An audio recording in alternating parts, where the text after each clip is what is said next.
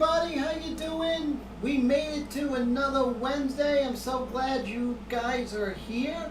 Right now it looks like there's just guys here.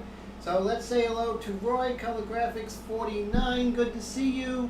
Total Pain, John, 1956, Willie's 4x4, that is Willie. And John Diekman, how are you guys doing today? So today I had my second shot of Moderna. So far so good. I'm in better shape than I was the first. However, I did take some Tylenol because I was feeling just a little bit like a slight fever. But this is going to go down in history, guys, as the second shot of Moderna live stream. Not bad, John, you know. Tomorrow's a telltale sign, but I did get the shot at 12 noon, so hey, what's up, Mr. Leahy? How are you, sir? Good to see you.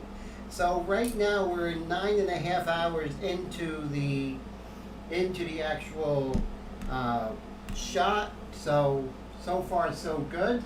Tomorrow's really gonna be the telltale sign, you know, and so very cool. So here we are, part 4 of painting Billie Eilish, which is, you know, as we start getting into the real nitty-gritty of everything, for lack of a better term, what I'm going to do is I'm going to get that picture of Billie here, and I just have to find it for us, so you all can see what I am painting. There she is, very beautiful, and we'll put her over here. And hey, Blue, how's it going? Good to see you. How's everything? So as you know, I'm making my tea.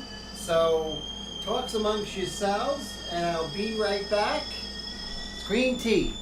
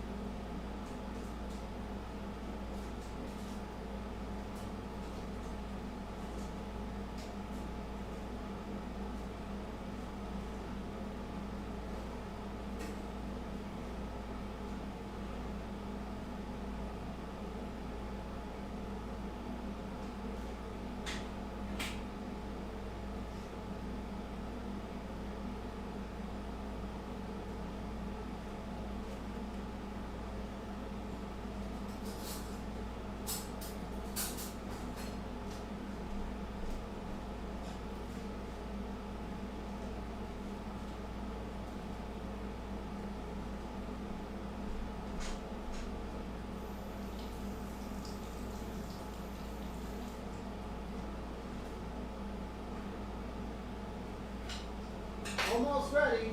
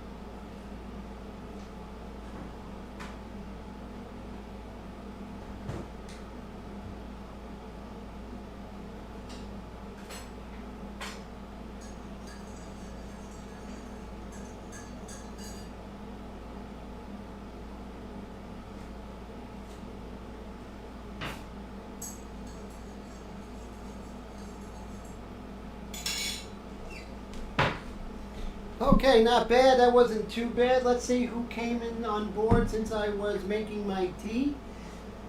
So it looks like we have Pablo. How you doing? Good to see you, Pablo Jr. Thank you so much for hanging out. I appreciate it. Yes, a lot of great airbrush artists here, which is, oh, so Steve said the second shuttle, Laderna, wiped you out. Oh, yes, it is worth it, definitely. I definitely hear that. So, when we start with the first painting, yes, Tea Time Willie, that's going to be like, I guess, a new, one of many traditions on this channel. One thing I want to talk about, last week, Coast was on the same time as me, but I think what happened was that it went over. It normally doesn't go over into my time, and I know it wasn't intentional. So, retract my angry statements with that, But what do you guys want? I'm a crazy Irishman who paints like a Spaniard. So, I do. So, but I just want to say, give Coast the benefit of the doubt. They went over a little bit. So, you know what? I was a little bit of a hothead last week. So, I take it back. Okay? All good in the world of airbrushing. So let's see, we have Wendy, good to see you. Raul, how's it going? Thank you, Raul, I appreciate that. So Pablo, this is green tea with lemon and lots of sugar. Oh, am I echoing? Okay, let's take a look. Okay, that should fix it, thanks, because what was happening was that I had my volume up, so the echoing should be gone. Is that correct, John? And also, yeah, I think that resolved it. I'm pretty sure. I have two windows. Oh, no, I'm good. Okay, we're good. Okay, so how's that, John? Better? Yeah, I hate echoing, Echoing is no good unless, you're at the Grand Canyon. And we're definitely not at the Grand Canyon. So, okay, cool. I have the air conditioners on because it was like in the 90s today. So I appreciate that, John. And Wendy says, hello, everyone. That's cool. Thanks, Blue. I appreciate that for the feedback. So, oh, everyone's, thanks, Willie. Thanks, everybody. I really appreciate that. You guys are my eyes and ears out there, So I really need your help whenever things seem awry, So, when we start fresh from a couple of days or even one day, we always come in with the light mixture. So we have my light mixture, and I paint with my Tim's India ink, Tim's Airbrush India inks, and you can purchase that on my website, paintedglyphs.com. And so I start with the light mixture, and I always do that away from my painting because you never know. My inks are very liquidy. They're already pre-mixed. You don't have to come in with anything else. No mediums, reducers, and just right out of the bottle into the airbrush and onto your painting, which I think is pretty cool. So I was cleaning my cap, so let me dry this cap off. And yeah, things got blurry. We'll fix that. There we go. And so Pablo asked, how long have I been airbrushing? I would say since 2009, 2010. When I first bought my first airbrush, but really wasn't seriously doing it as a full medium till around 2012. Yeah, so I don't know, I must have hit it with my hand and it got all blurry, So now we're going, yeah, true. So that's probably what happened there, Pablo. So yeah, I got kind of hot last week because, I've been doing these live streams for 4.5 years and I think I deserve this time slot. So I was thinking that maybe they were trying to muscle in on my time slot within the airbrush world, not within like all of, YouTube. But in the airbrush world, we have to respect each other and not step on each other's toes. But I take it back. It was just an oversight. So, Patrick, how you doing? How's everything Montreal, huh? Go Canadians. So, I remember that in, that you guys call the Canadians something else, like the Montreal Canadiens. What's the other word for them? For those hockey fans out there.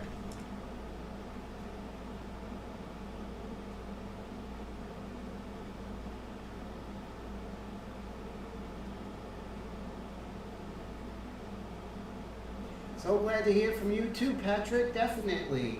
Let's see. I am going to pull up. If you don't have Pure Ref yet, I really recommend it. It's really out of this world. It's like the best thing since sliced bread. And so I definitely recommend you get that. So what we're going to do is we're going to continue making this dress turn here with the light mixture.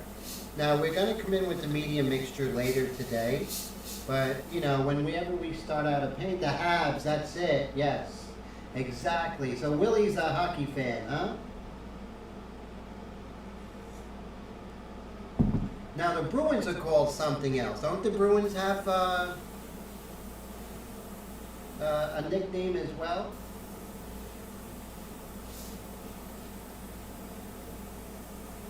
And some of the dark here.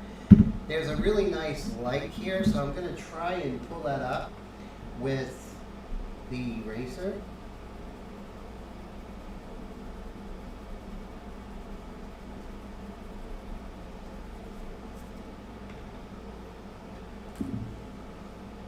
Oh, the halves, yes. So Willie was correct.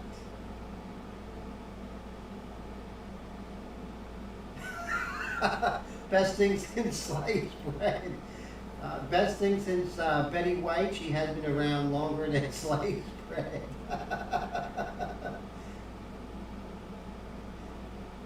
Cool. Thanks, Blue. I appreciate that. All right, so now we're going to use my eraser, but I'm going to look for my glove. There we go. And let's see if we can pull up this light here a little bit. And we might have to come in with the white pastel to even that out. No worries. Definitely white pastel territory here. I want to get rid of as much of the ink because I don't want any kind of blue shifts when I put on the white pastel. You can put white pastel, but you have to plow the field before you actually go in with the white pastel. Otherwise, you can get otherwise you can get a little bit of a weirdness. So you definitely want to avoid that if at all possible. Go. All right, and let's pull this over here, and then right here. And of course the white pastel is going to make everything smooth and beautiful, we hope. When you do live, you don't know what you're going to get, So Willie purchased a beautiful airbrush from me. This one from my website, the Customize 105.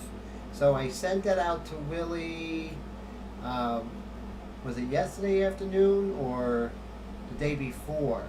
But I think it was the day before. I sent it out and I tested it out for 6 hours total. I went ahead and put some plumber's tape over here, and I sharpened the needle and tested everything out for, no exaggeration, 6 hours I painted with it. And did everything from tight detail to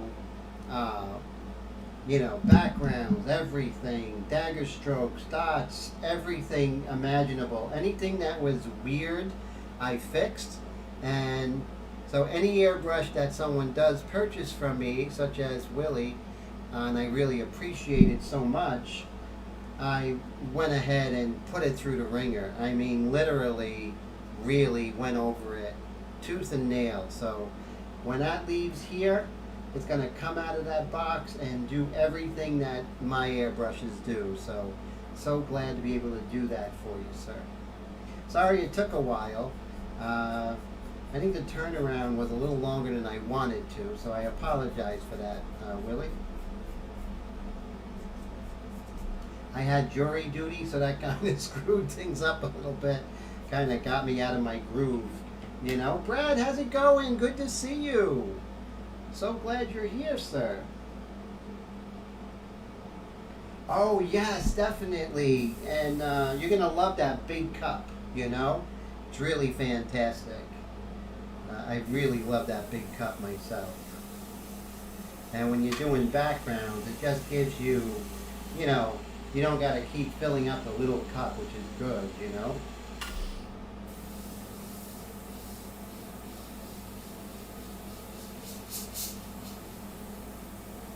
And I got a couple of nice little surprises in there, so it's not just going to be what you ordered. A little gift there for you, sir. And I always try and give something a lot extra whenever someone purchases from me, just to show my appreciation. Okay, so we're just going to continue. And then I'm going in this, you know, kind of cold. I wasn't painting today, so a little on the cold side.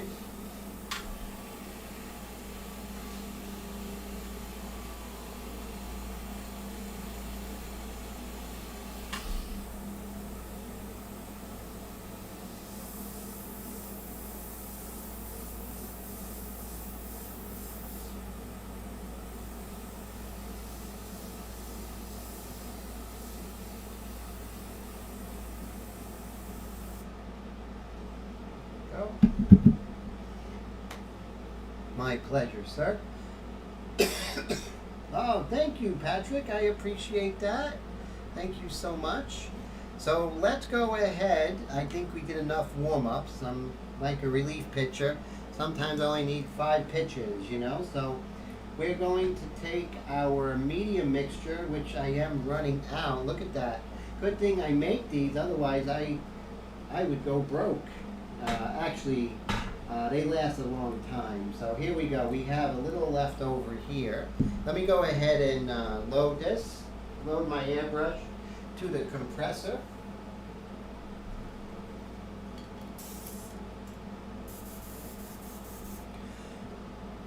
And what I'm going to do is, so here's the medium mixture. Oh, that's why it went blurry last time. So I went ahead and focused it to the medium mixture because I have it on manual focus. So now I'm going to load. So when I'm this far, like these are hours 7 and 8, right? When I'm usually in this hour 7 and 8 in a portrait, I like to have a 2 airbrush method, and I teach this to my students, not student.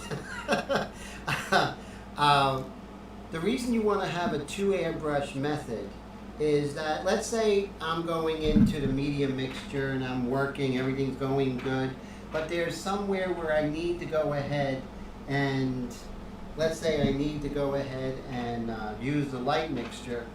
Well, if I have one airbrush going and I have the medium mixture, I'm going to try and just do it in the medium mixture, and that's a no-go. That's no good. So you want to have those 2 airbrushes going, with one with the medium, one with the light mixture. Okay?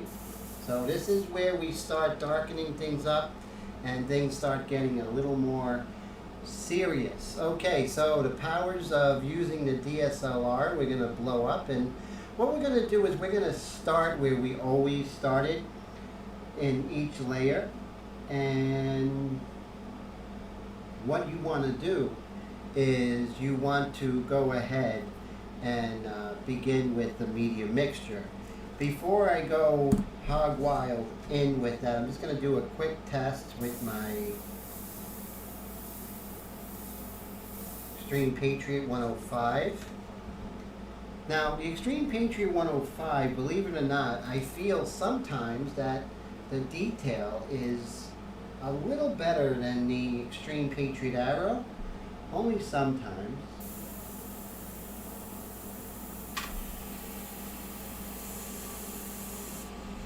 And I'm just going. So you see now, things are getting a little more serious.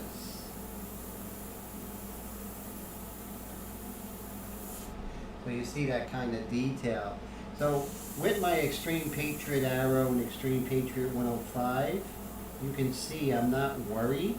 I have a lot of confidence.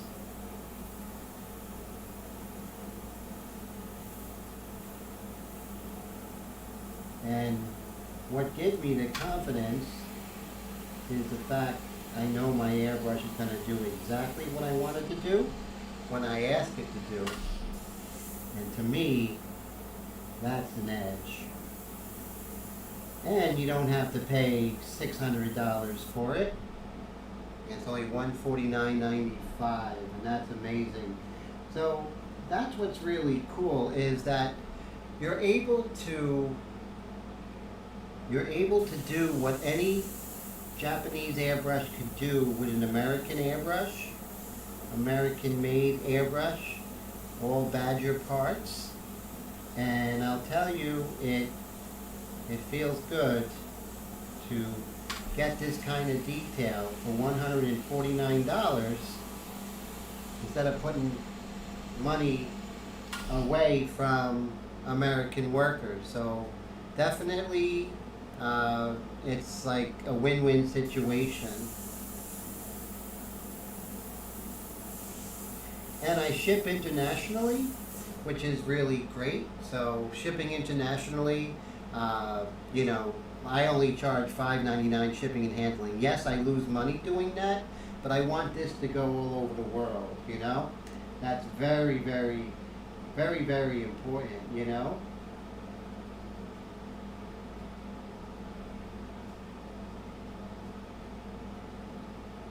Oh, so Brad, you got to go feed the cows. I hear you. Do what you got to do, my friend. So remember what we do. Brad's a very hard worker on the farm there.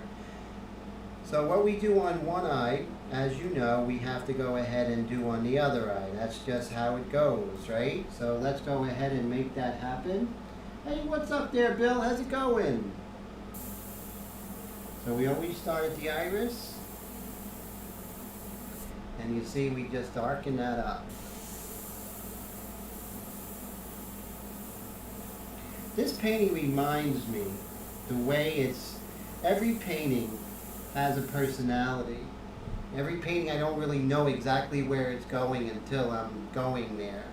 And in this painting I really feel a Rembrandt vibe, a 17th century Dutch painting vibe, you know? You know, not just Rembrandt, a little bit of Johannes Vermeer in here, a little bit of Frans Hals, Pieter de Hooch, Jan Steen, you know, those guys in the 17th century. One of the things about the 17th century, which is very interesting, in Amsterdam and Delft, in the Netherlands, was the advent of the camera obscura. So why is that so important? Well, with the advent of the camera obscura, things got much more realistic because they were able to see reality in a much more objective way, and it made a really big difference. It really did, in the way that the art was depicted. So you can see a big change around 1650 once the camera obscura. Now, why did all the artists get a hold of the camera obscura? Is because the Guild of St. Luke was the guild of painters, but also I believe that the scientists working in optics were part of that same guild, and that's why they had that exchange. So very interesting how that happened, you know, so true. So, okay, so what we're going to do is we're going to zoom out and, oh, before we do that, let's look at the eyebrow, shall we?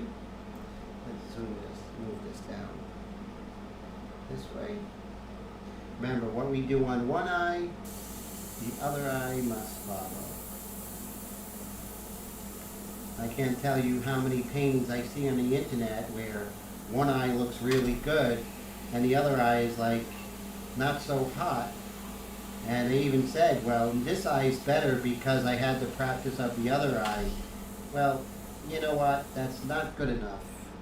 You know, you're painting one organism, a person, and you don't want to have disjointed detail like that. So you go paint one eye, and then you paint the next eye. Don't veer off of that, okay? Trust me. Your paintings will be much better, much more artistic if you don't veer off of that, okay? And we'll zoom out so you can see things are getting a little more intense. As I darken things like this, other things are going to start looking lighter. So in essence, everything has to turn. Everything has to get darker. Things start falling into place. And as they fall into place, little by little, you get to that finish line all at once, right? Almost like the painting comes to a conclusion, like a really good movie or a novel. So those are good ways to think about it. And let's see. Now the nostrils are dark enough, so I'm not going to go darker there. And let's see here. I think we can go a little bit darker in here because it's a little more intense. So let's go ahead and make that happen right here.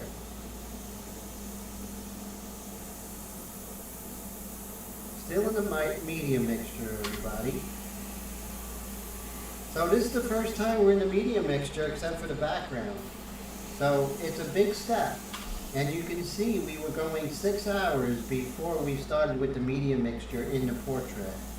And it's so important that we have that patience, because if we don't, it's going to show up in our work.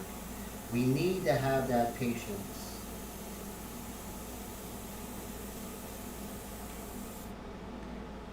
Go. Hey Ruth, how's it going? Good to see ya. So Ruth is in the house. That is so cool.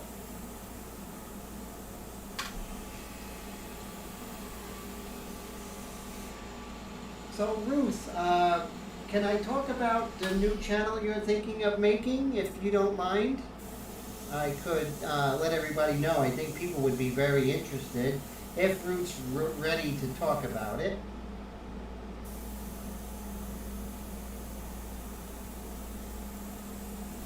Ruth is a very talented artist. She has a lot of talents, not just with art. Oh, great. So here is the thing. Ruth actually did this for me. So one day, Ruth is one of my students currently, and so we were talking, and she told me that she was a handwriting, she does handwriting analysis. And she has been doing that for many, many years. And I found it fascinating, and I sent her a note after she bought my airbrush to thank you. And she did a quick handwriting analysis of me that was really quite insightful and very true. And how she did it had to do with, you know, one letter in relation to another, where it actually turns, leans to the left or the right. And I'll tell you, it was really fascinating. It was very interesting, something I never experienced before. Now, I'm saying all that to say this, that Ruth is actually beginning a handwriting analysis YouTube channel. So that's really cool. If you want to talk about it, that would be great, Ruth, definitely. So are we having any kind of echoing right now, or is it just for Blue? So let me know how the echo, if there's an echo for you guys out there. Thanks, Blue, for that. Thanks for the heads up.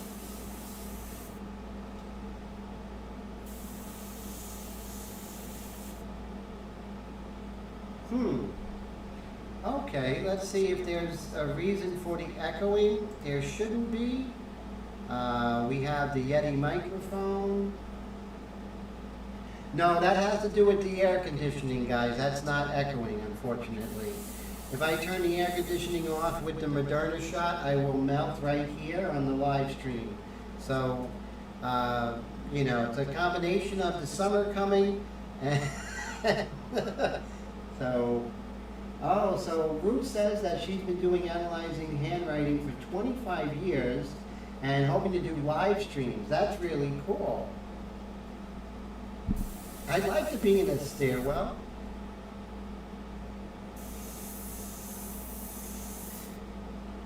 In high school, that was the only place where you get some peace and quiet, right? In the stairwell. I used to do my studying there in between classes, especially in my senior year, because the library was filled with a lot of yahoos and, you know, people that weren't serious, and, you know, I was wanting to go to college and get scholarships. I didn't have time to play around, you know what I mean, guys? So anyway, so this is where we are. As you can see, as we darken things here, things start to darken elsewhere. But I'm going to stick with the dark mixture and see where I could actually pull out some really cool darks, okay? Oh, thank you, Ruth. Ruth says that Billy's looking good. I appreciate that. And let's see. So let's continue here. We'll use our freehand shield, and we'll start getting some of these really rich darks in her hair. Remember, hair is about tenacity. We get it when we just stick with it no matter what, you know? So you see I use all different edges here. You know, I use a piece of paper and a lot of different things. I'll use some Blackbeard wheat, just anything that I can get my hands on to create texture. But it's always, the most important thing is that I'm always paying attention to always important that I'm paying attention to the reference, right? The whole world is there. Let's see if I lower the gain a little bit, if that helps. Let's see.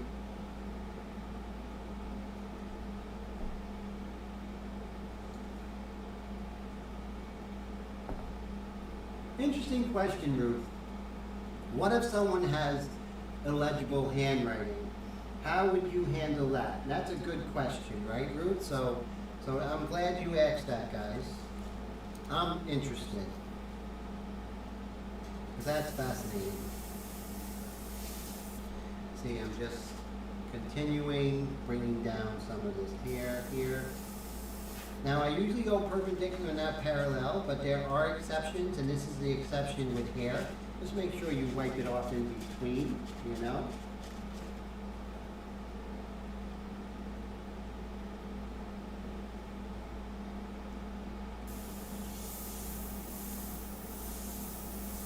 So Willie says that sounds interesting, handwriting analysis, and how would someone get into that? Great question.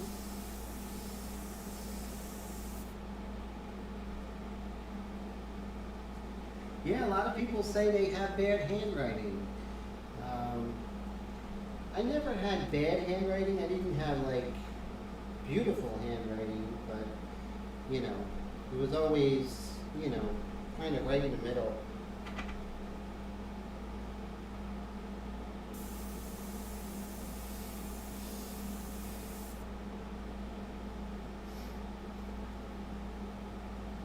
Wow, so we have a lot of bad handwriting here in this group tonight. Interesting.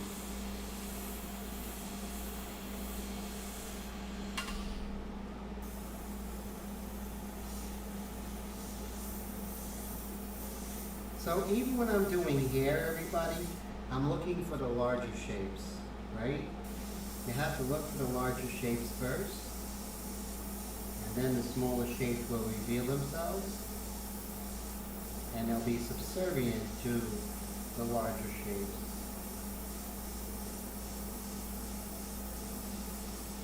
There we go. So Root says that the illegible handwriting is common, but it's so not about that. Mostly we are all in a hurry. Interesting. So Blue says that their handwriting has changed so much over the years. It's not bad, but it sure is different. And Root says she had a business of 30 years with people with multiple personality disorders. Strange, right? Interesting. Wow, that's really cool.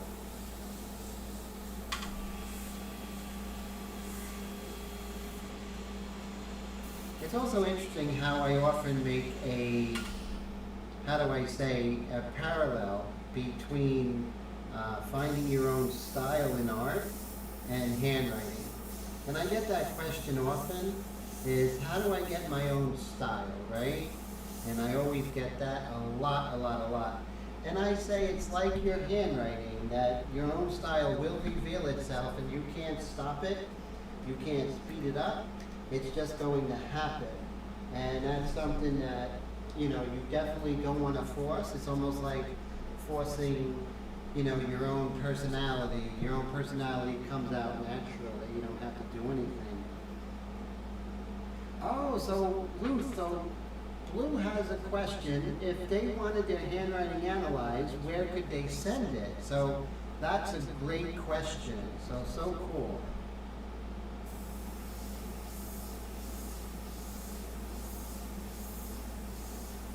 So now I'm back into the light mixture, and I'm going to start darkening some areas that I see need to be darkened, and let's make that happen.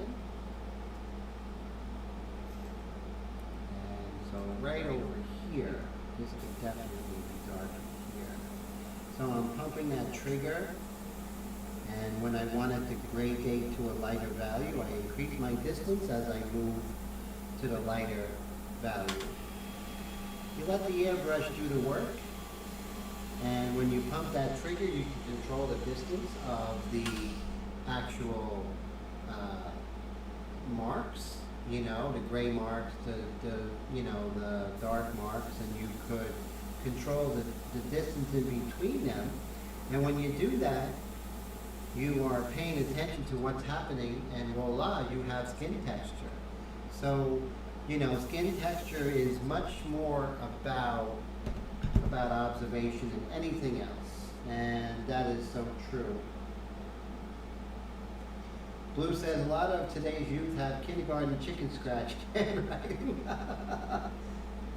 Brad says, do people even do handwriting anymore? It's all touchscreen now. True. Our handwriting changes as we age. That's interesting. I hope. My 5s have changed over the years, and my 4s have changed. So that's interesting. So when I was young, like everyone else, I had 4s like this. Whoop. When I was young, I had these 4s. But as I got older, my 4 turned into this. And my 5s were, the typical like that, and then my 5 turned into this. So very interesting how, you can definitely see it if you pay attention how things can change, So I got to make sure that I know and remember, like, which airbrush has the medium mixture, which has the light mixture, right? So very, very cool conversation going on here. So as you do that, I'm just going to explain what I'm doing.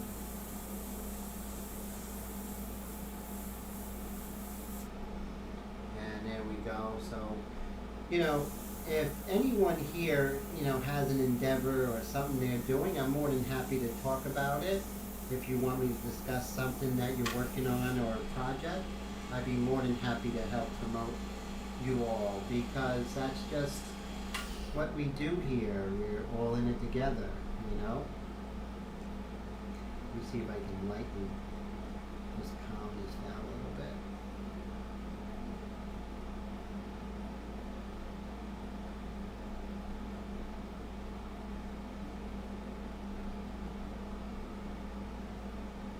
So, and we're just going to continue darkening some of these areas here.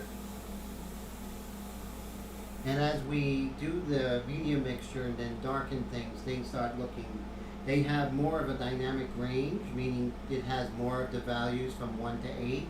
And the more the values from 1 to 8, the more you can make things turn. So that's why you work from light to dark with my technique, definitely. Oh, the echo is gone. Interesting. Oh, okay. Yeah, there's nothing I can do about it, my friend. We're just going to have to enjoy hanging out together with the echo.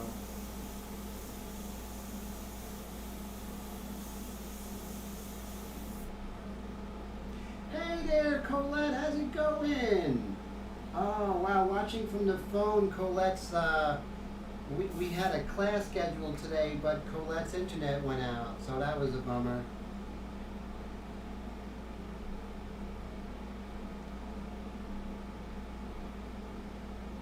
So far, so good with the second shot. Little bit of a temperature, but that seems to be resolving itself thanks to 2 Tylenol.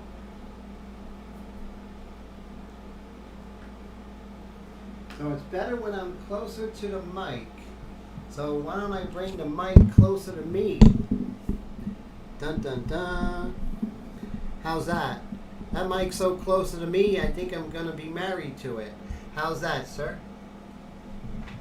So let's see how that goes. Might be too loud. Let's see. Now, let's see. Okay, so hopefully let me know how that sounds. I don't want to get too involved with the little things like that, but I appreciate, Brad, your feedback. Cool, cool. Okay, much better. Yeah, maybe it's closer to me and not as close to the air conditioner. That could be it. Learning something new from you guys every day. Guys and girls.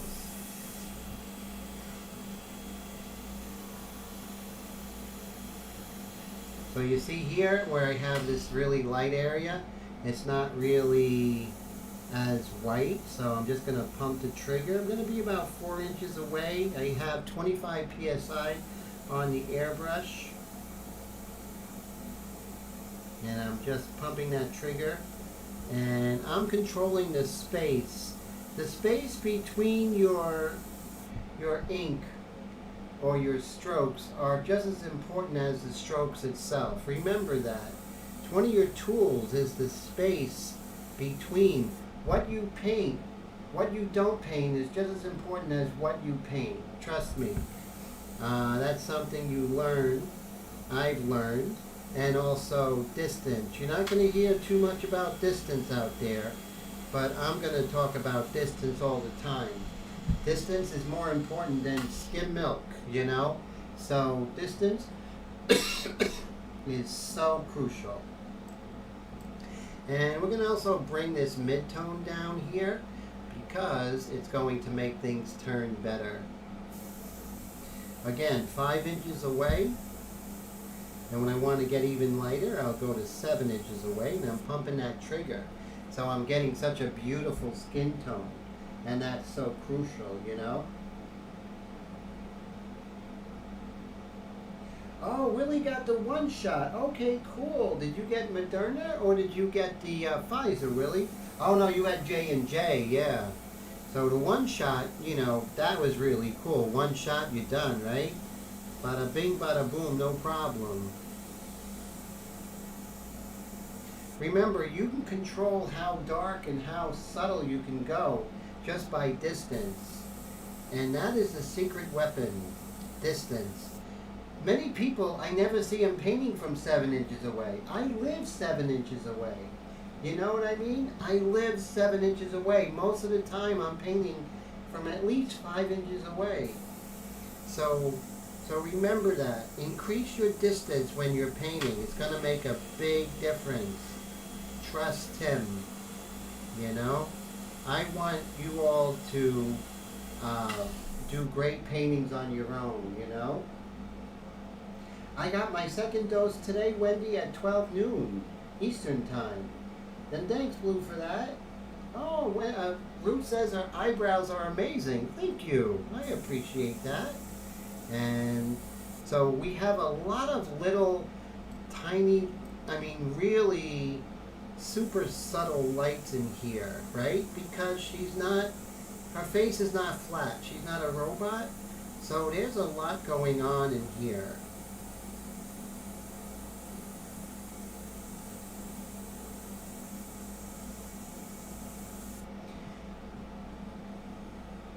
Oh, Bill said his second dose made him very sick. Oh, I'm sorry to hear that. Oh, that's cool. That it picked up your autoimmune system, which is good. Of course, here's my Ink Flingers cup. And this is available on the website. Now, this particular cup, which is really cool, let me move Billy, come over here for a sec. And let me get rid of the blue because it's really not blue, right? So let's see, color, and we'll move it away from the blue. Nope, wrong way. There we go. Okay, it's a little blue. What are you gonna do, huh? What are you gonna do? We're not gonna do anything. So there it is. So the thing is, I have to make my shirt gray. So we have to get to the point. Okay, this is going to be close enough. So it is white, but as you can see, it has my logo, Go Extreme, Go Home, and it has the Extreme Patriot arrow on it. And those who have the Extreme Patriot arrow is really cool. And then, of course, Ink Flingers, which is our website on Facebook. With Facebook group, you want to belong to it, go ahead and do that. And I'll put your name on it. I sold several already, so I have several available, and I'll go ahead and I'll make that up for you and send it out ASAP, right? And which is really cool, and that's on paintedglyphs.com. You'll see it. So if you're interested, you can, thank you, Ruth. If you're interested, you can always send me an email at paintedglyphs@gmail.com. Only $14.99, not bad. And let's see here. We're just going to continue with these midtones here.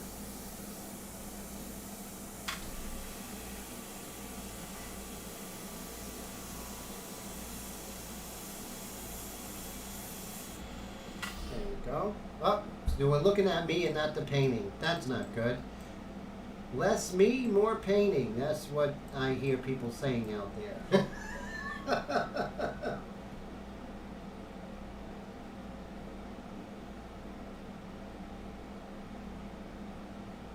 Oh, Wendy says she has an aggressive immune system. I see. Okay. Yes, Wendy did have it for quite some time. Thank God she's okay. That's for sure. And let's continue with some of these really soft midtones. Again, 7 inches away.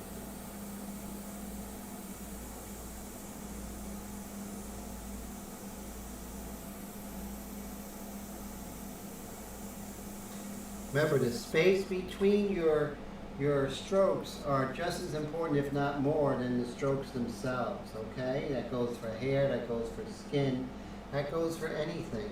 So be mindful of that as well, okay? So important. All right, so let's bring Billy back. Where are you, Billy? Okay, here you go. There she is. Put her right there.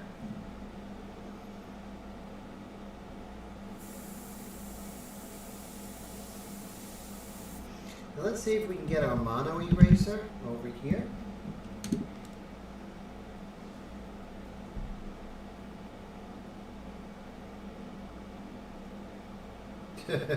Yeah, it's very important that the immune system does kick in, especially with the mRNA vaccines out there. And that's very important because it will tell our immune system when the real one does come that it's bad and to fight and destroy it before it has a chance to get into our lungs and wreak havoc and cause pneumonia and all that horrifying stuff.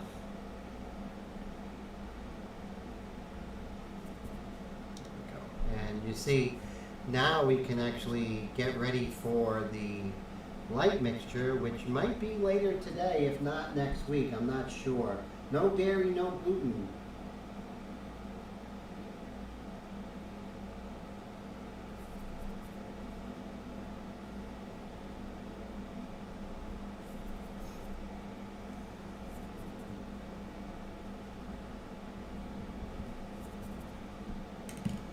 Okay, so let's have our light mixture and see if we can sculpt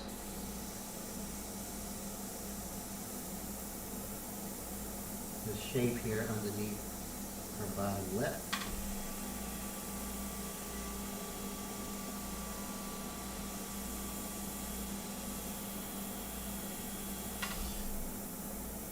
So today I wasn't doing anything after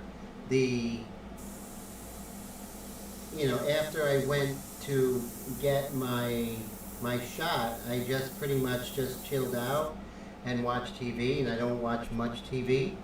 But I was actually watching on Hulu Catfish. I don't know if you guys had seen that, but wow, that was some scary stuff. I'll tell you, it's these poor people, what they went through, just crazy.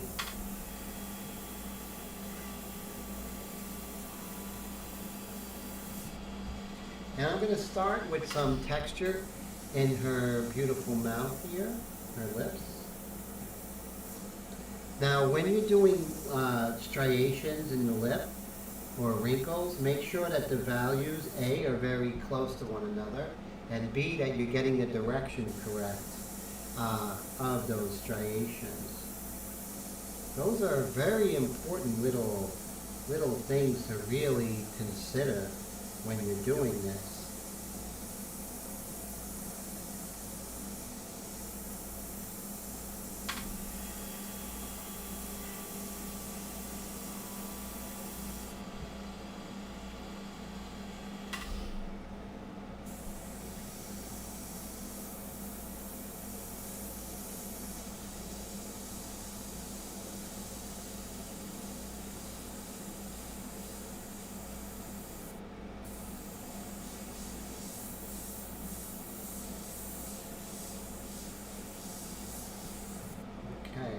So what we're going to do is we're going to ask ourselves, okay, where are we ignoring some areas here that we can take care of? I think we can do a little bit modeling that nose, especially the underplane of the nose. So let's get busy with the light mixture. This is only possible after we went into the medium mixture to see these tones, because if we would put these in before the advent of the medium mixture, it would look way too dark. And now, since we have the contrast of the medium mixture, we can definitely start to see some of the values in the nose that makes that nose turn, right? Still, 1 second rule, everybody.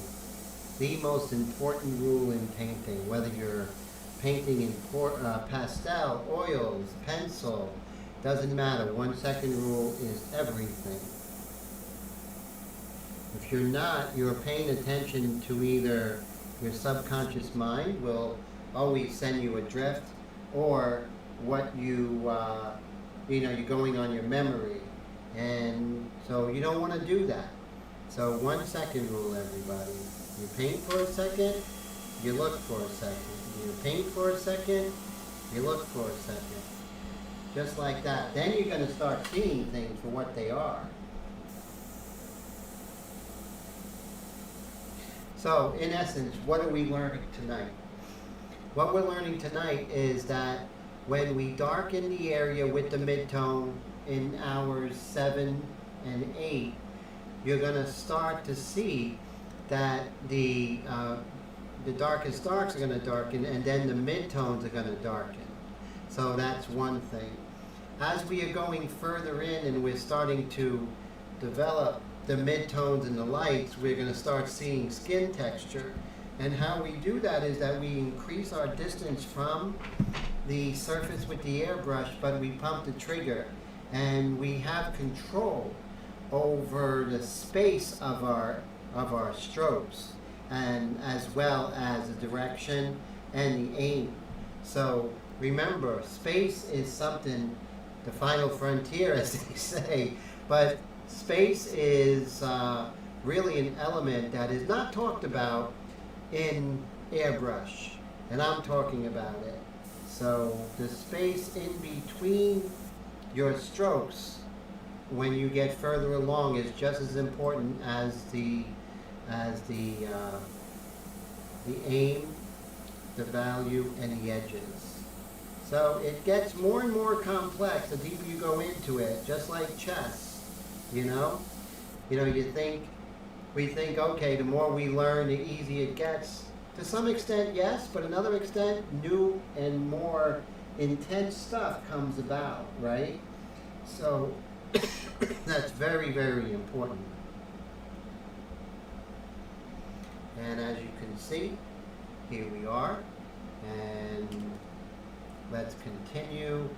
So I did see that I was ignoring some of that area. Let's look at the chin, okay? So I think we can calm down this chin a little bit. So I'm going to go about 7 inches away from the subject. I'm in the light mixture. I'm pumping the trigger, and I'm also making sure that I'm dealing with the space in between the strokes as well as the strokes themselves.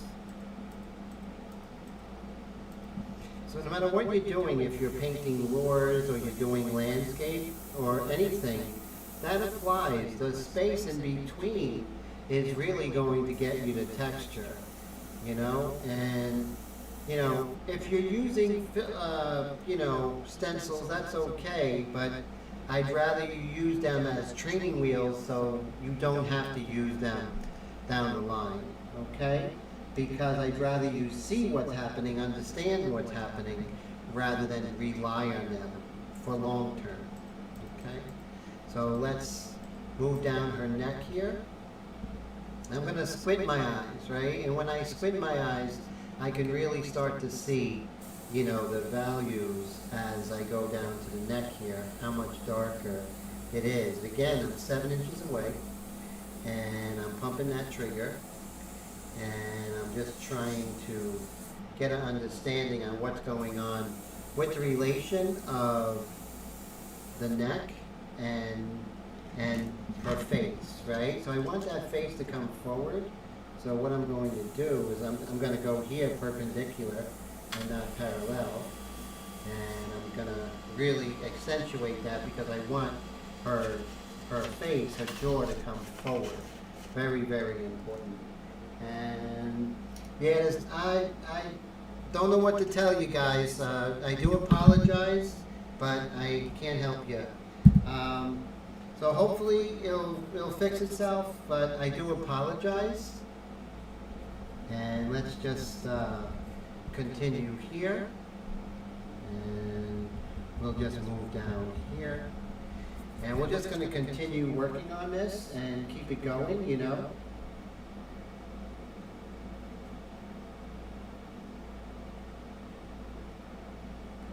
Thank you, Wendy.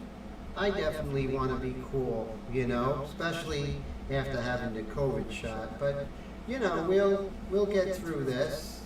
Yeah, if I turn that air conditioner off, I am going to swelter, you know. So I guess there's some sort of vibration going on or something like that. Let's see. I'm even going to put it closer, any closer, and it's going to be on my lap. But in the interest of making it sound better, how's that? And I'm even going to put a pop filter on there. Look at that. And let's see how that is. Testing 1, 2, 3. Let's see how that works. Okay, so now let's go ahead and continue. So I'm going to get my medium mixture, and I just want to go ahead and start darkening some of these areas here in this necklace.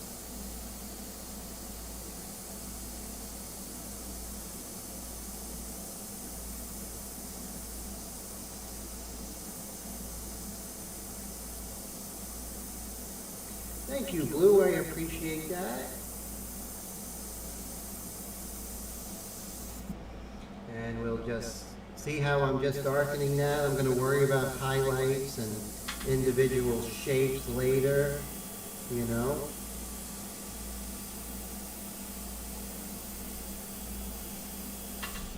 Every painting you're going to learn something new. Every painting's going to be a pragmatic progression into your next painting. So one of the things that if I had to do this over, I probably would have drawn out her necklace a little bit better. So every painting you're going to have to live with your decisions, but you want to take notes and say, you know what, next painting, I'm going to go ahead and I'm going to make it about what was missing in the last painting. And that's what I do a lot, and that's how I get a very linear, pragmatic, progression of my work. You know, I'm always growing, always making sure I go to that next level. You know, could be the Wendy, that it is affecting the sound waves. And I have it set up at cardioid, right? And that is, let's see, cardioid is, yep.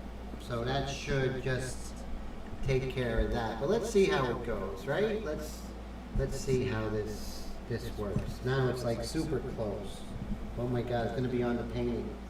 So.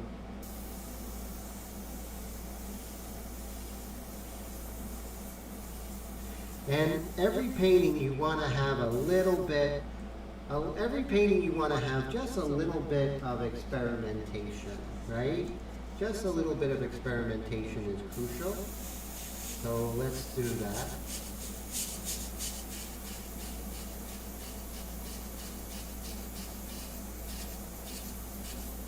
I'm going to darken this up. I can always lighten it up. I'm just bringing that hair dark and bringing this out. We're going to have to, rework that background a little bit as we come into this richer darks here, and that's no problem. But I want, especially this here, I don't like the fact that this collar is just coming out of nowhere here, so I'm going to soften this up. Just for the sake of, see, when we're working on the painting, we want to improve we definitely want to improve when we work on paintings. We want to make it into a painting, right? We don't want to just be a Xerox machine and copy everything just blindly, with it, even if it may hurt your painting, right? So I went ahead and turned off the air conditioner. So let's see how that goes. As soon as it gets sweltering here, I'll just turn it back on. And you see how much I care about you all? I hope you all see that. I'll even swelter for you.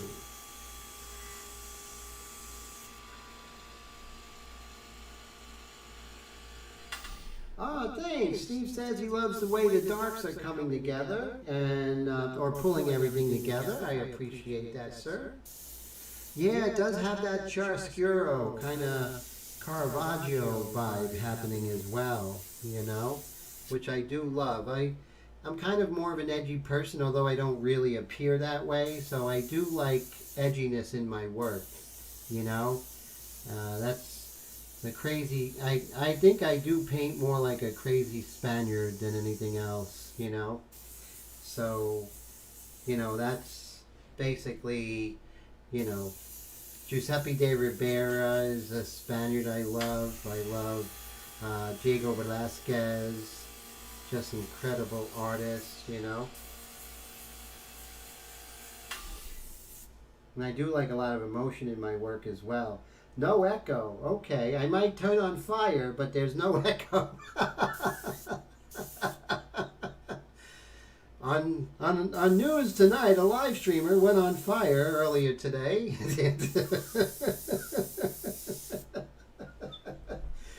Yeah, but I appreciate his, I really do.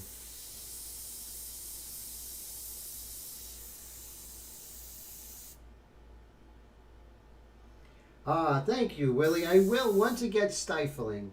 It is kind of hot today. I do have the air conditioner going on in the living room, so we'll see if that continues. But so, okay, so here's a thing that we can do, which I like doing, is showing you all new stuff. Well, those who have seen my live streams, a lot, over the years, it's not new. But those who are, relatively new, we're going to go with the crow quill. Very cool. We're going to start doing some of these little things here, and I think that would really look very good. So I'm going to try the paintbrush first, see how that goes, and go from there. So I'm going to take my medium mixture, and where is okay, so here's the medium mixture right there, and we're going to put that in this cup. And then what I'm going to do is I'm going to take first I'm going to do it with the paintbrush, right? I think that's probably the best route to go. Let's see how that works.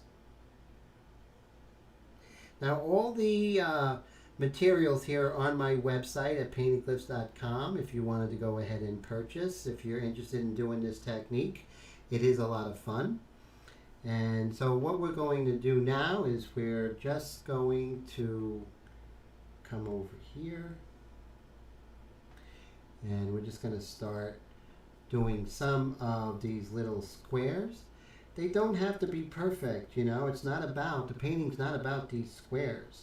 No one's going to know. It's like, wow, the painting's good, but those squares are off, So no worries, just do the best you can.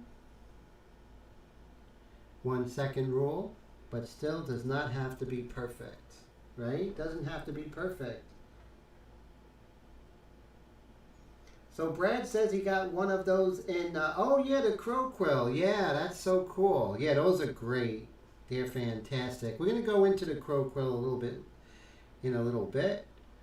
And I'm just going to really pay attention to the angles, right? And it's kind of haphazard anyway. And so what I'd like to do is make these turns kind of describe the form, right? So you see how it turns like with the collar, right? So that's pretty good. Just make it come over here. And like I said, it doesn't have to be perfect at all.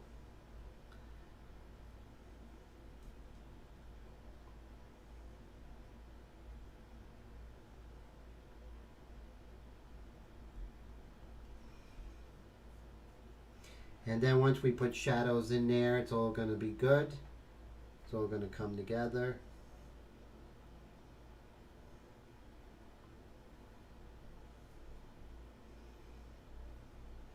And there's all these little turns here and there. We'll just put that in. And we'll do the same with the other one.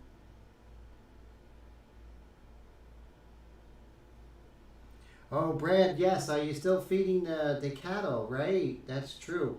Hey, Gungraves, how you doing? Good to see ya. Oh, so you're new to the stream, so everyone give a warm welcome to Gungraves. It's so good to see you. Thank you so much.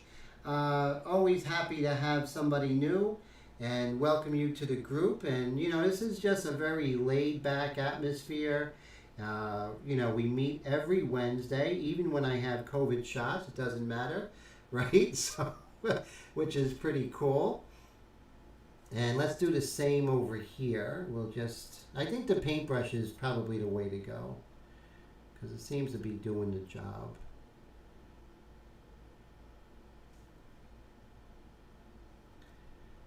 Like I said, this is very simple little design. No one's really going to pay attention to it. Do the best you can. Do the 1 second group, 1 second rule, and everything's going to be all good. You know, just as you stick with the 1 second rule, you know, you're going to be much better off and you're going to be close enough, especially something as simple as this.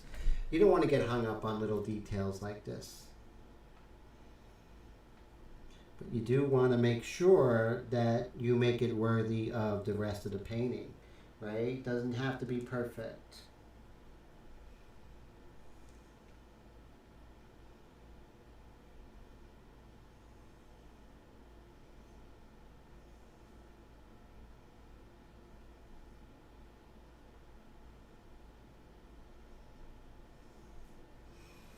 There we go.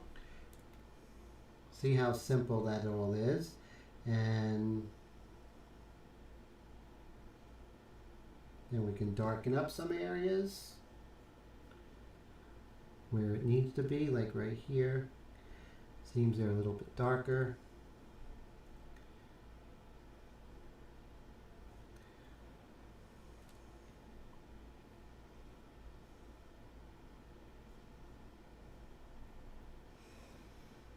See, now we're getting that detail, and once we spray over that and put the shadows on top of it, it's going to be good to go.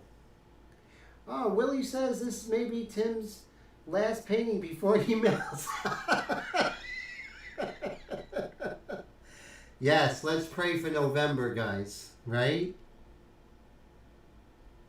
This is true.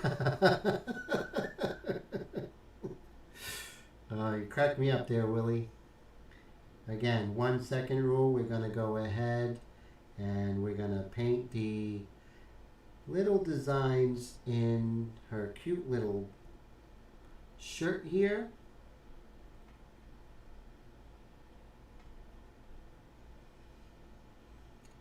And with the 1 second rule, you can see how it curves under, then comes out, curves under, then comes out.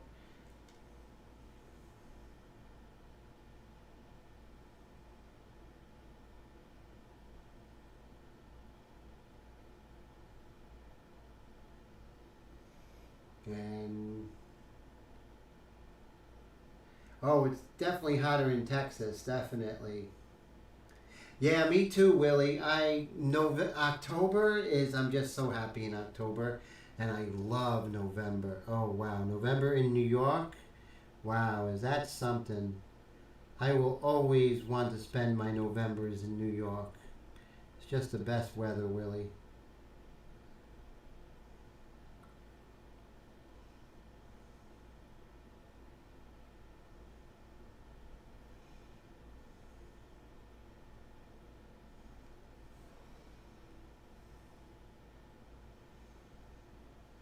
It's 90 degrees here, yeah. So it was 90 something today, and it was really hot. Yeah, like I said, I didn't do anything. I didn't do any artwork. I just basically, you know, after the shot, I just took it easy. And I'm going to take it easy tomorrow. I have a few classes with some students, but that's it. Nothing too crazy tomorrow. Going to keep everything really really light until I'm out of the woods, you know?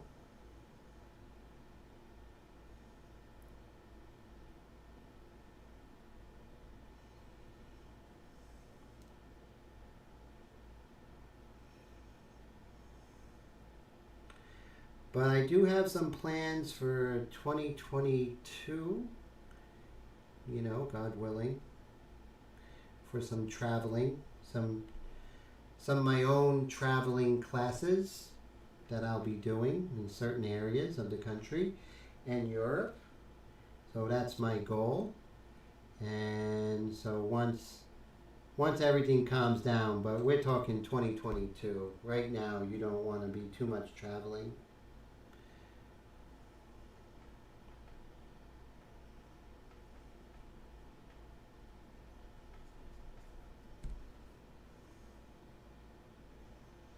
So now that I have the paintbrush here, let's go ahead and use that paintbrush to get some really great hard edges here.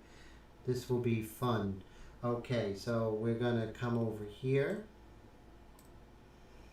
and let's pull out this hard edge right here. Whoa, okay. See how we can get this beautiful hard edge right here. See that? Oh, that's nice.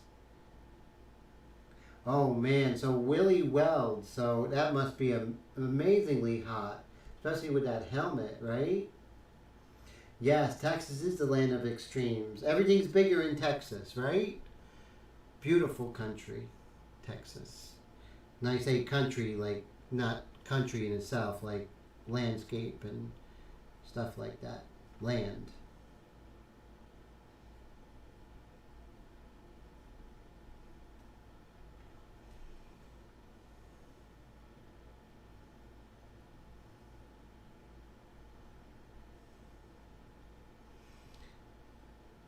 Some real beautiful hard edges that really, I think, have such a nice contrast. I always tell my students a beautiful painting has both hard and soft edges. If a painting has just hard edges or just soft edges, it just does not look right and it's not beautiful. So you want to make sure you have that combination of hard and soft edges. That's what's going to take your work to that next level. It's going to have that wow factor, and that's what happens in nature, you know? Nature has both hard and soft edges.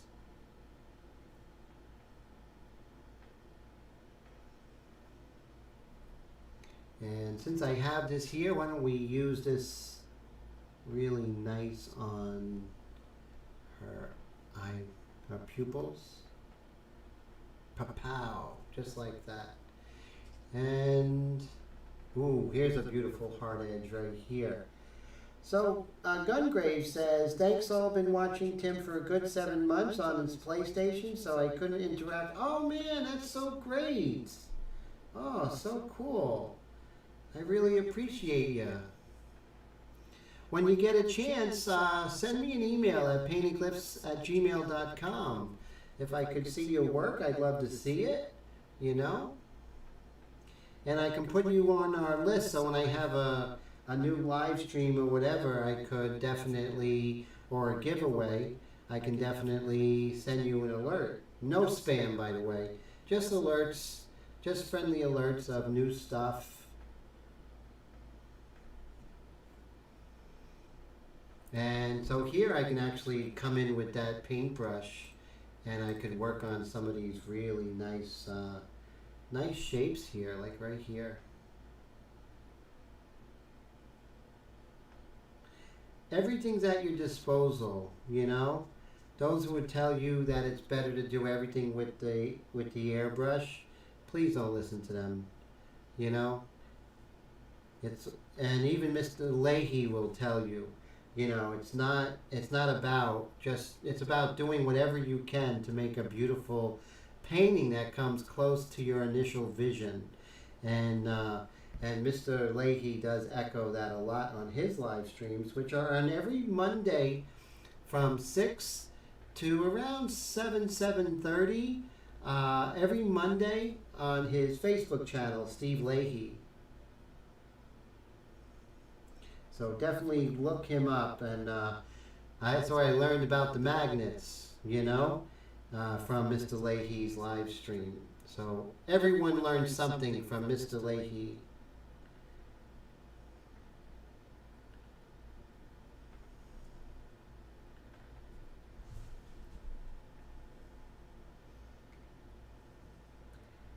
Oh.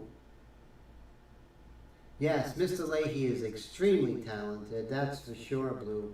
Hey, Evaldo, ¿cómo está, amigo? How's it going? So, always glad to see you. Evaldo does some amazing work, so definitely check him out. So, so glad you're here, my friend.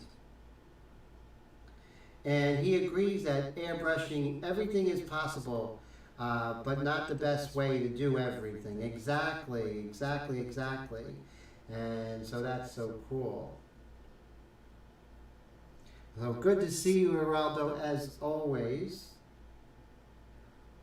Oh, yeah, Stephen told me about on Instagram. Oh, very cool.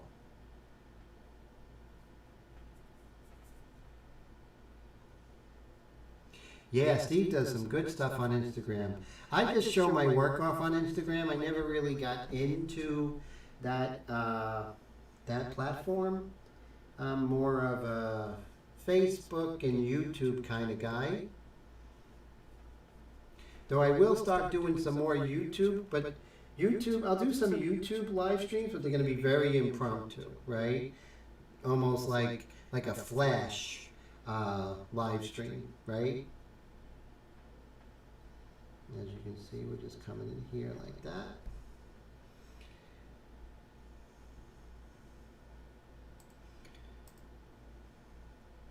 And anywhere where you see it's a little ardent, a little strong, we can always just calm it down as we go. But let's make that, we put the print on her blouse there. So let's go ahead and make that turn with Mr. Light Mixture in our Extreme Patriot Arrow. Customized, mind you, by yours truly.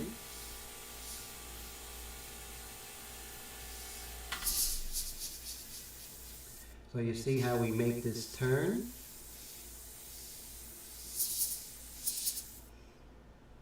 Same thing here. This is much darker on this side. See how much in shadow this is?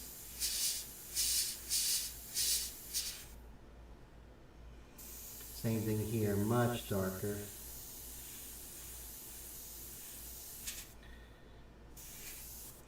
And then we come in with Mr. Medium Mixture here in Extreme Patriot 105, also customized by myself and available on paintedclips.com.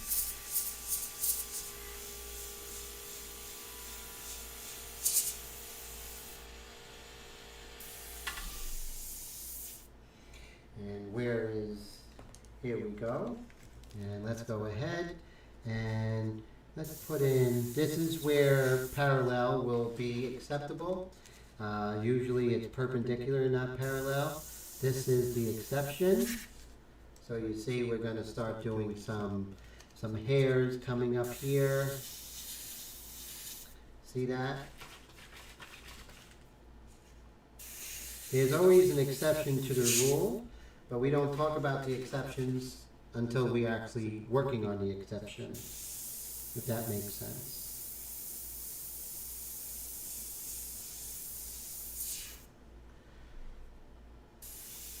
Big shapes, everybody. See how I do those big shapes first? And then I worry about the little shapes.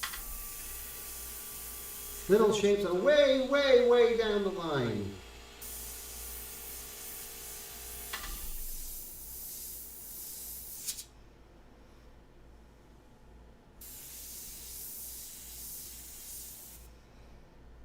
So no one has commented lately. So Willie has the, is it 10:30? So here we have a nice dark coming over here. See how that sort of makes the things disappear? So we have the hair coming into the light and going out of the light and coming back into the light. Very nice. Big shapes. Hair, you have to be tenacious, right? Remember, you have to be tenacious. So stick with it, everybody. Those are, remember, painting will, the muse of painting will reveal herself while you're diligently working and not giving up. Same thing with the hair. How to paint each individual portrait in the hair will reveal itself when we stick to it, right? And every portrait is different when it comes to hair.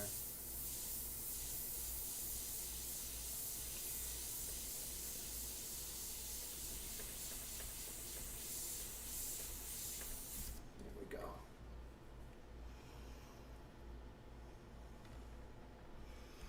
And let's extend this dark over here so it doesn't look weird. We'll just start pulling this over. I'll do more of this off camera, but as you can see, I'm just going to just move this dark out here in this direction.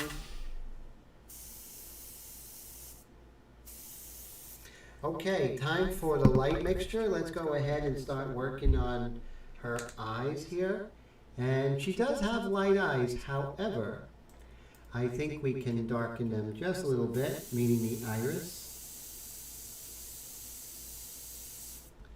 Just a little bit, because we're thinking of setting things up. So let's zoom in on this eye over here, and we'll pull her over here.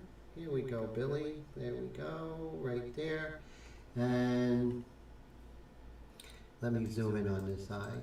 Okay, so this eye has a lot more going for it than we think it does. So there's a little dark here on the edge. We want to make sure we get that. We also want to make sure that it's soft edge, not hard edge, because then it'll lose the character of her eye, right? We don't want that. And there's some variation in value in there. And let's move on over to the other eye and see exactly how we can do this. And see right here, we have a much darker. I'm in the light mixture right now, and I'm really close because I'm doing detail. And although I'm at 25 psi, I really have the pack valve pretty low. So I am getting very, very light. There's a little bit of spidering, but don't worry, that's not going to show up to the naked eye, only because it's blown up. It literally will not show up to the naked eye. So now that we have that, so I'm not even going to erase it, that's how much it's not going to show up. So now what I'm going to do is I'm going to take my white pastel, and I'm going to get a brand new stump. Now you want it, now you don't want a stump, you want a tortilla. Tortillas are a lot different because they grow. If you put something in here, you'll actually make it bigger, right? You put something in the bottom there, it'll be bigger. And you can see the difference of a tortilla because it's wrapped like that. It's not one, just wrapped paper, right? So you want something like that. And you're going to use that with your white pastel, and this is also available on my website, which is the Pit Pastel, right?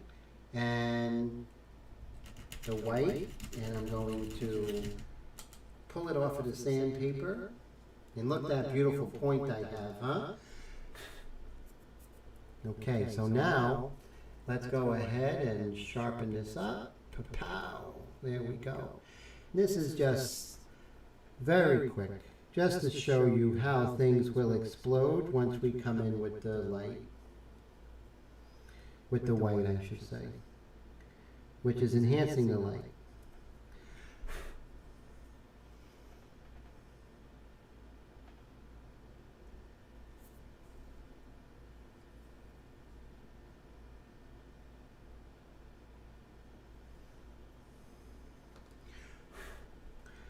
Just a little bit on the corner here.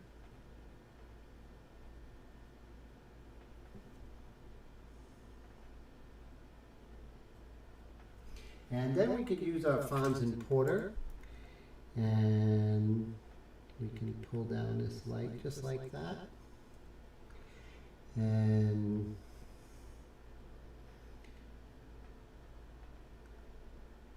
sort of try and get that texture. Now, if ever it's too strong, which it very well could be, we could just very easily go ahead and calm that down with your kneaded eraser, and you just tap it like so. And now we could continue working this over here.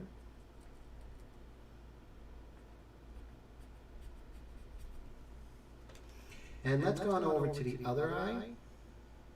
We'll move over here. And let's see what we can do on that eye.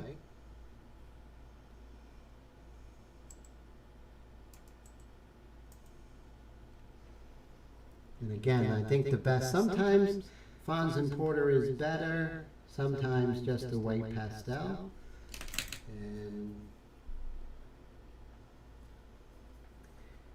let's see if we can just lighten this up. Just remember, with white, you know, the lighter you are, the duller of the white will be. So if I give a lot less pressure, it's going to be a lot less powerful white, which you can control exactly what's happening.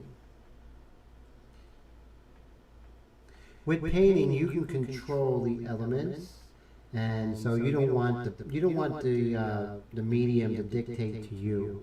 You want to dictate to the medium.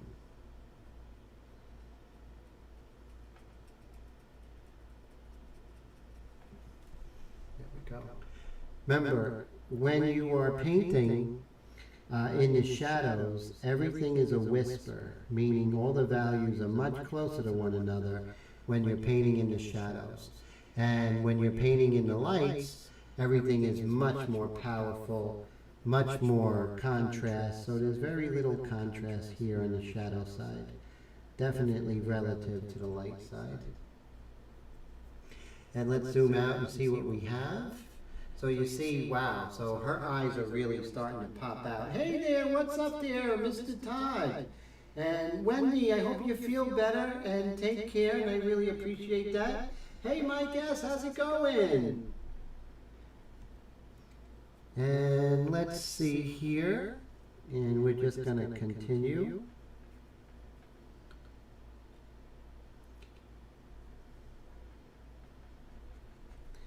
And let's see.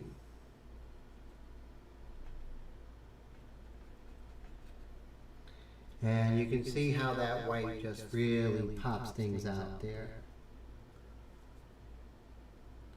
So we do have some sound issues, but we're just going to have to live with it, and I apologize, but it is what it is today, guys.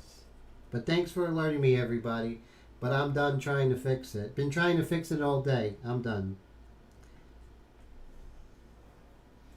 So what we're going to do is we're just going to pull that. So how you been, Mike? I missed you last week. And now we're just going to come in here.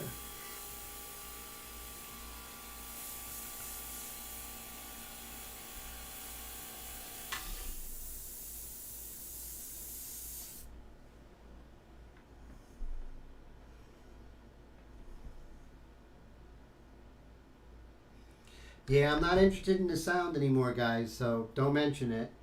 And so let's just continue asking questions, just chilling, but I don't want to hear about the sound. So let's just continue working. And so as you can see how she is really starting to pop out and sort of, you know, and the echo I want to hear about is the echo of the values and everything we're getting from the actual portrait itself. So let's talk about that echo. There we go.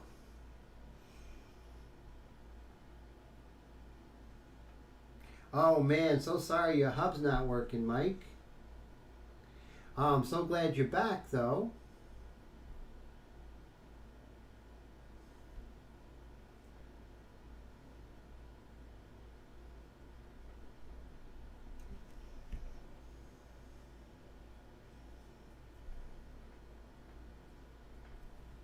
And you see how when I'm working with the white here, how things really start to change. I didn't even come in with the dark mixture yet, so wait till you see how things really are going to start to pop. It's going to be beautiful, I hope. But you know, with my technique, it's not throwing darts at the board. It's really working a set of a pragmatic approach, set of pragmatic steps to arrive at a finished painting, right? It's not about, you know, hit or miss, you know, 2 good paintings, 1 bad painting. No, that's not the odds I want. So that's not the odds you want. So by working light to dark, you're really going to get you're going to get some really beautiful, beautiful value progressions, right? And you're going to start to see some really amazing amazing chiaroscuro, which is Italian for light and dark and shadow. That was a phrase coined by the 17th century painters from Rome and Naples, Caravaggio being the leading proponent of it, and you had Giuseppe de Ribera, great artists such as him. Over in Spain, you had Diego Velázquez. So just a beautiful tradition, and that's what I'm after, is that beautiful tradition. You know, if you're gonna drink from the water, you might as well drink from the source. You know, drink from the river and not from the stream. And so really look to the great masters. They really will point you in the right direction.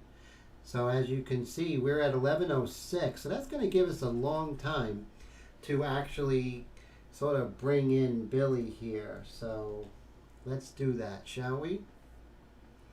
And if the sound's off, I do apologize.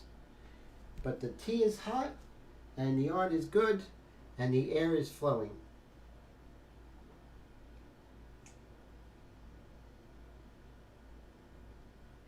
Oh my God, that was so good. 28 years old. Oh my God, that's amazing.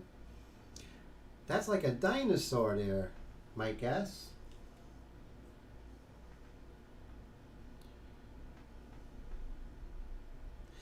So we're going to very loosely start putting in these lights, and then we're going to start turning the form. So right now we're just going to loosely establish some of these light areas, sort of create a tapestry.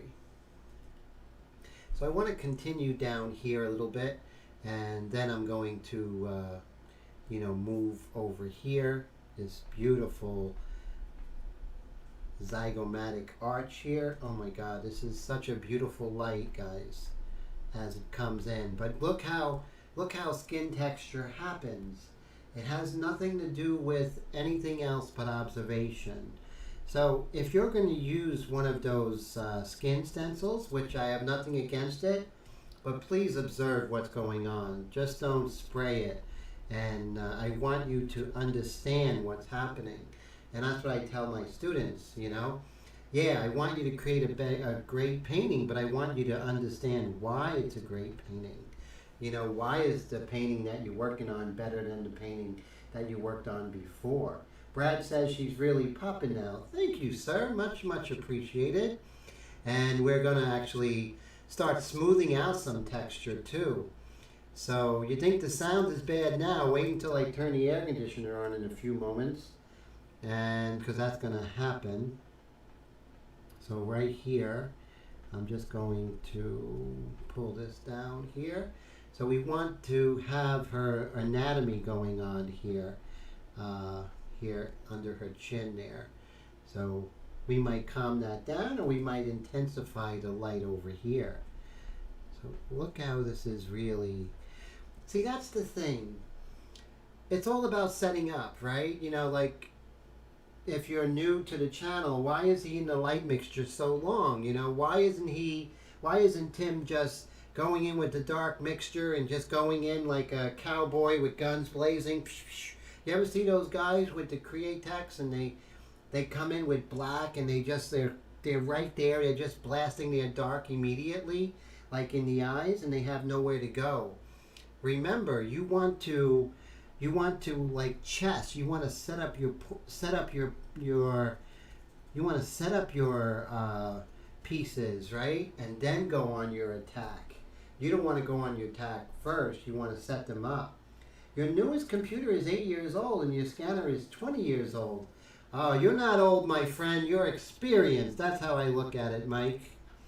Not at all are you old, my friend. Now, Rembrandt, if he was alive today, he would be old. So, think about it. You're young, my friend.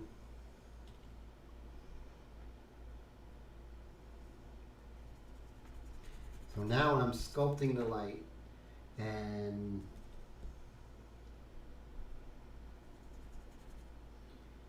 so I'm thinking of doing a print of her, you know, a limited edition print. That would be fun. And I'll be doing it on the, which is really cool. I'm going to be doing it on the aluminum. So that would be interesting. If anyone is interested in one of these, please let me know. You know, I only do like 10 of them, so it's more valuable.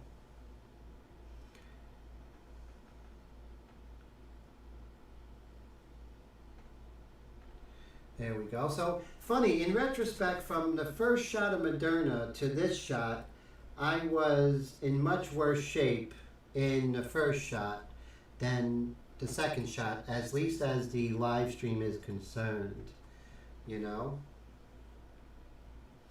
So I'm going to continue down here, and we're going to come back here, and we're going to really, next week, we're really going to start getting those individual shapes. And those who study with me know about stacked form and how stacked form is so important to create work that has that feeling of the old masters, has a real fine art feeling, right? Not a commercial feeling. You want your work to feel like, you know, it just has that feeling of high art, right? That's what you want. And how you get that is by looking for more noble forms in your portrait. And so let's go over here. So now that we work so hard in here, let's go ahead and start putting in some beautiful lights in her forehead here.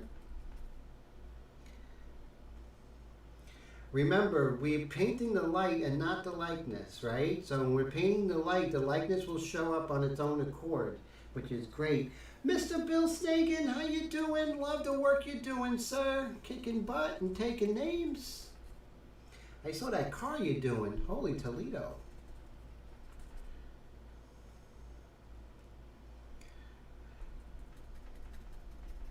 There we go. Thank you, Bill. I appreciate that. Remember, same thing, you know, it's the space in between your strokes that are a lot of times just as important as the strokes themselves.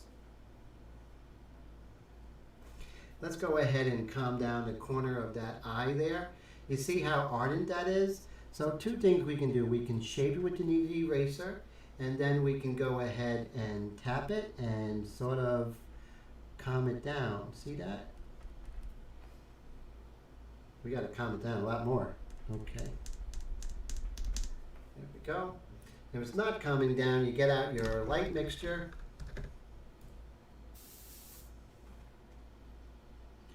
And how about now? Is it better now? Is there a sound?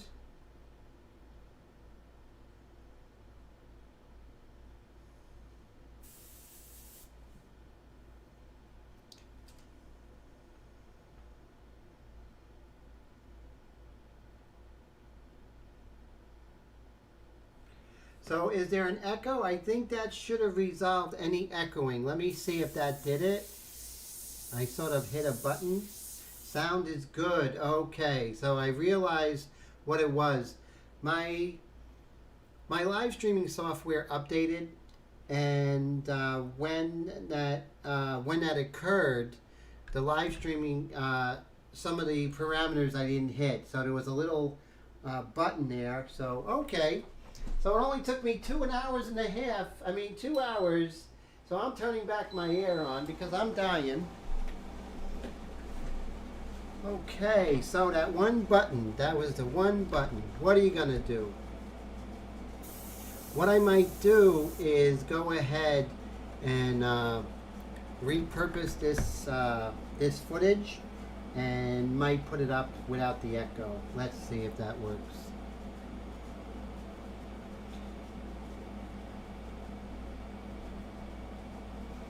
And we're just going to really pay attention. If you want to know what to do when you're painting, just consult your reference. The whole world is there. We just have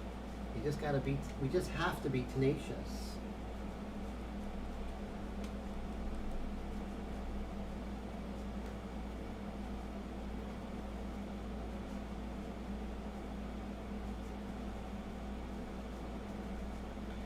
And now we can smooth out some of these values and make them a little more luminous.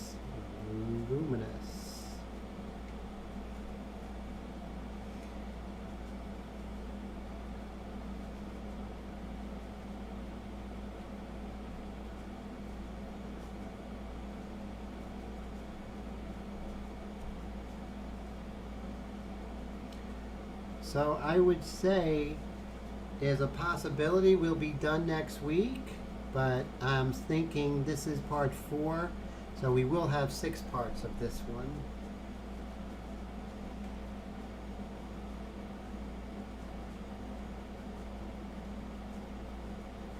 So whenever my software goes ahead and updates, it's always going to be like every 6 months there's always a little interesting live stream.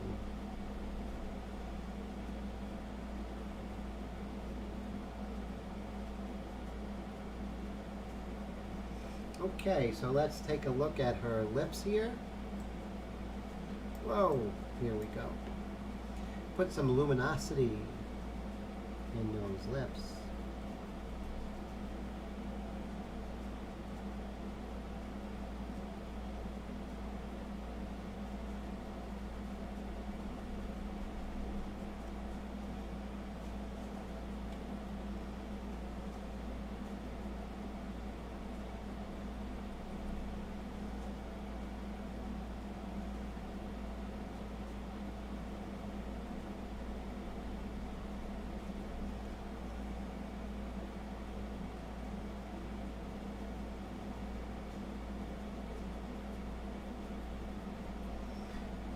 So we want to make sure that those lips, and you want to make sure that you get the direction of the lips, which will describe the form and create just a little more realistic depiction of Billie here.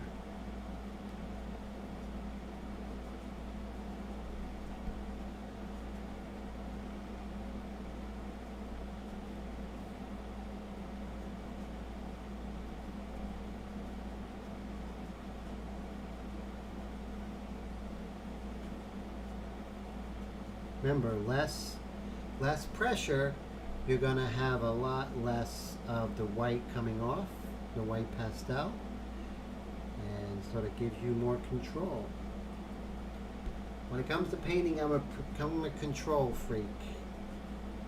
You want control. No happy accidents here.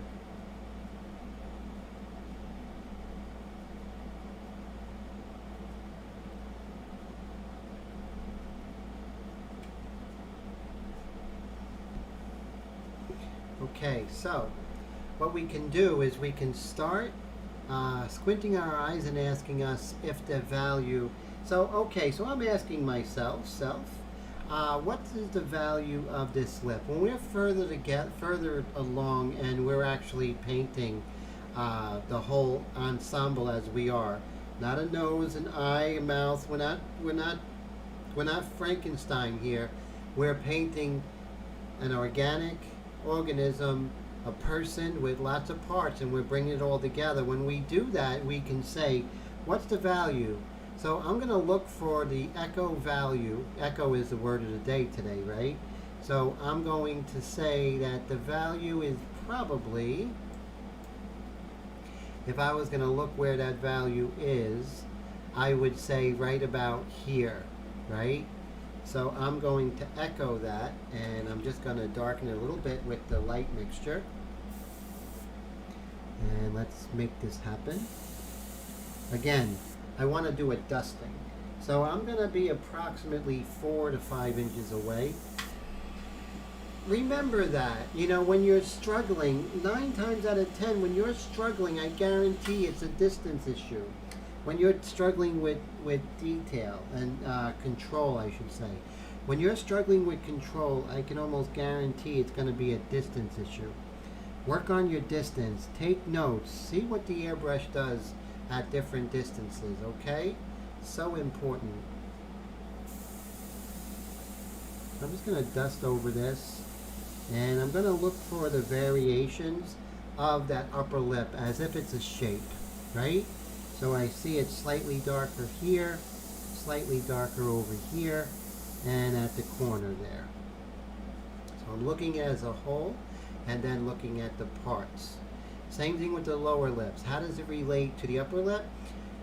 It's basically the same value, but it's a little more opaque, and the upper lip is a little more transparent, but the value is the same. And now I'm going to look at the variations of that lip, and all these little clues are going to tell us exactly how to get the appearance of those lips. Okay, so very important. Oh, so Tim's glove is an artist glove, and Badger makes a darn good airbrush. Works as good as the big money ones. Thank you, Mike. I appreciate that. And so Gungrave says he likes the badass Archer glove. Thank you. Now, why do I wear it?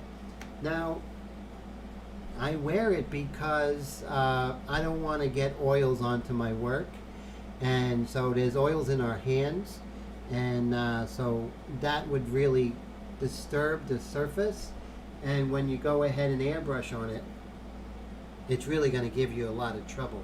I sell these gloves on my website, which is really cool. So Mike, I really appreciate that. Thank you for that vote of confidence with my Extreme Patriot arrow, sir.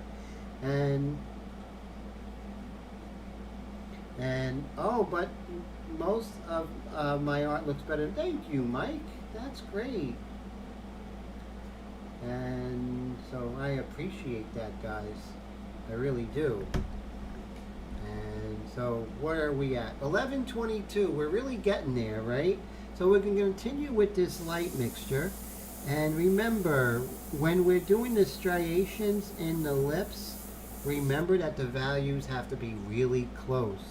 If they're not really close, it's just going to look like there's a line on her lips. So we don't want that.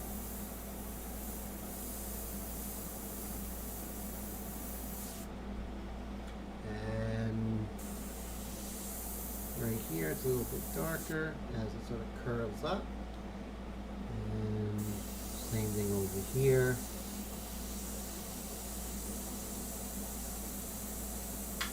Now be careful, it's easy to get lost in details here. We don't want to do that.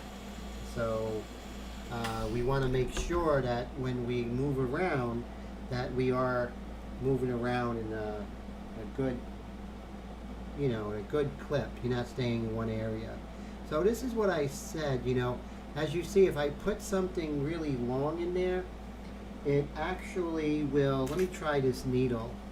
If I put this needle in here, watch what happens. I can actually make this stump bigger, or this tortilla. See that? And I get a much better point. And then I could come here. So that's why the tortillas, the ones that are rolled up, are the ones you want, not the ones that are one big shape, okay?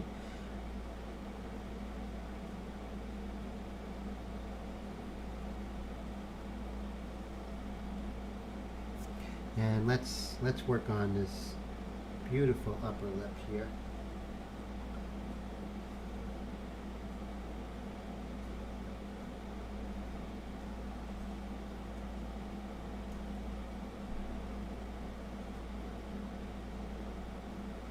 Remember, the spaces between your stroke are a lot of times just as important, if not more so, than the stroke itself. Let's get more of this white here.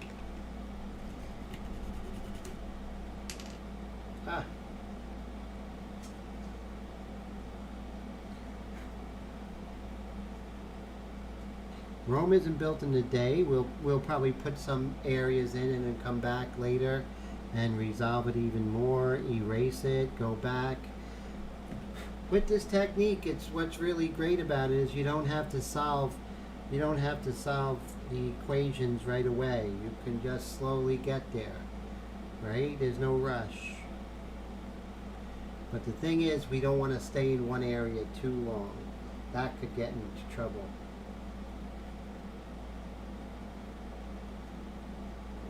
Oh, cool. Thanks, guys.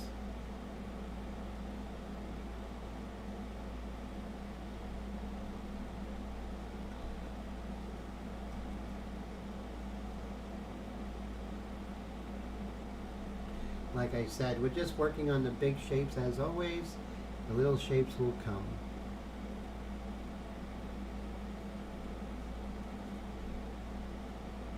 Remember, the muses will tell you its secrets, or their secrets, or her secret, when you're working hard and being tenacious.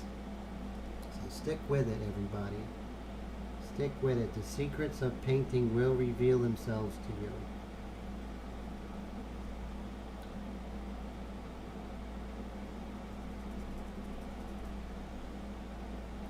Who was it? Was it Marc Chagall who said that, you know, for him, when he painted, it was like praying? I thought that was interesting. Some really interesting quotes by artists on painting over the centuries. So we're at 11:27, so that means the second Moderna shot live stream is almost over. Thank you so much and putting up with all the echoing. Sorry about that. But I think that's going to be resolved in the future. Again, that was a little too powerful, so we'll just calm that down. And right here, let's see if we can pull some of this up.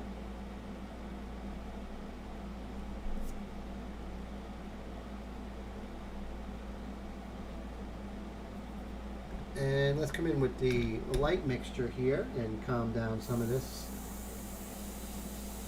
Calm down the, you know, sometimes when you put in the white, what will happen is you'll get too much contrast, and that's when you have to come in with the kneaded eraser and calm that down.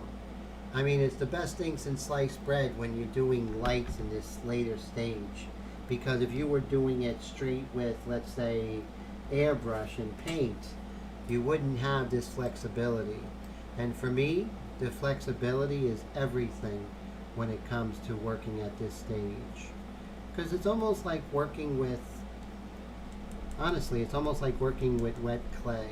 You know, I feel I'm really able to manipulate the lights and darks to create, you know, a real sense of three-dimensional form, especially like in her forehead here.